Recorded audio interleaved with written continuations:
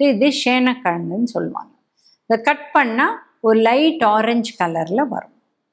நிறைய பேருக்கு இது அலர்ஜி இருக்குது. கட் பண்ணுறதே கையெல்லாம் அப்படியே ரெட் ஆகிடும் சில பேருக்கு.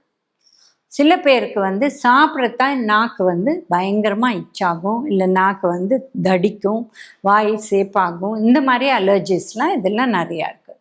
ஸோ யாருக்கெல்லாம் இந்த அலர்ஜி இருக்கோ அதை சாப்பிடாத இருக்கிறது பெட்டர்.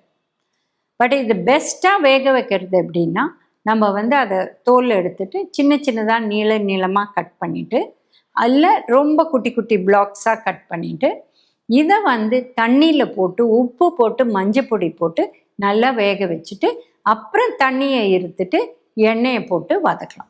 இந்த மாதிரி செஞ்சால் அதில் இருக்கிற ஆன்டி நியூட்ரியன்ஸ் அந்த தண்ணியோடு போயிடும். பெரும்பாலும் நாங்கள் என்ன சொல்கிறோம், நீங்கள் காய் இப்போ ஒரு பீன்ஸ், அவரைக்காய் தேவையான அளவு தண்ணி வச்சு அதை வேக வச்சுருங்க. நிறைய தண்ணி வச்சுட்டு அந்த தண்ணியை வெளில போட்டிங்கன்னா நியூட்ரியன்ஸ் போயிடும்னு சொல்லுவோம். பட் கிழங்கு வகைகளுக்கு இது ப்ராப்ளம் இல்லை. அதனால ஸ்பெசிஃபிக்காக சேனக்கிழங்கு, சேப்பங்கிழங்கு இதெல்லாம் வேக வைக்கிற தண்ணியை கொட்டணும்.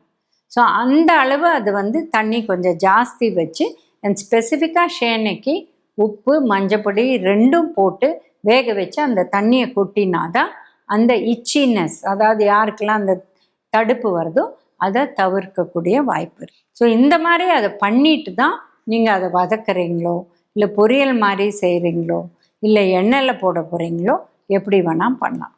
இந்த காலகட்டத்தில் சேனக்கிழங்கு சிப்ஸ் ரொம்ப காமன். ஏன்னா அது சேப்பங்கிழங்கு கொஞ்சம் ஜாஸ்தி தண்ணி இருக்குது அதில். இது சேனையில் தண்ணி குறைவு. ஸோ இதில் சீவி எடுத்து சிப்ஸு போடுறாங்க. பட் சிப்ஸாக சாப்பிட்டா அதில் பெனிஃபிட் அந்த அளவு கிடையாது. இதே நம்ம ஒரு கூட்டு இல்லை பொரியல் இந்த மாதிரி செஞ்சு சாப்பிட்டோம்னா இது ஹெல்த்தியாக இருக்கும். அண்ட் இது ஆக்சுவலி மலச்சிக்கலை தவிர்க்கிறதுக்கு ரொம்ப நல்லது.